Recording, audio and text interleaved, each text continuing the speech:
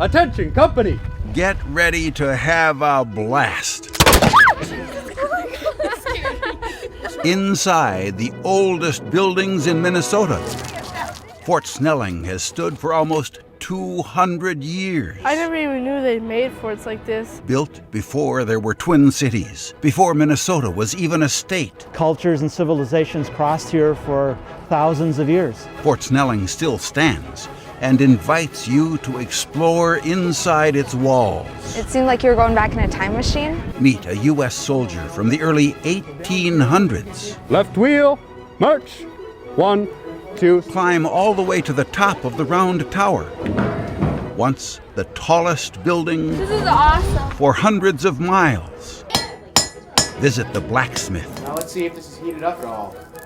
I would say so. who used super hot metal to make all the tools the fort needed. They would make things like horseshoes. Learn about who lived outside the fort long before it was built, Dakota, very good. And the other major group?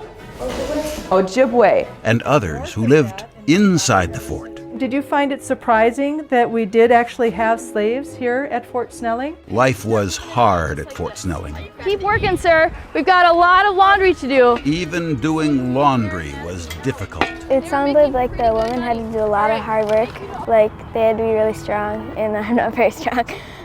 Just be glad you didn't have to get a tooth pulled here. And you wiggle, wiggle, wiggle, wiggle, wiggle, and blop, it comes out. Oh, if it breaks off, what do?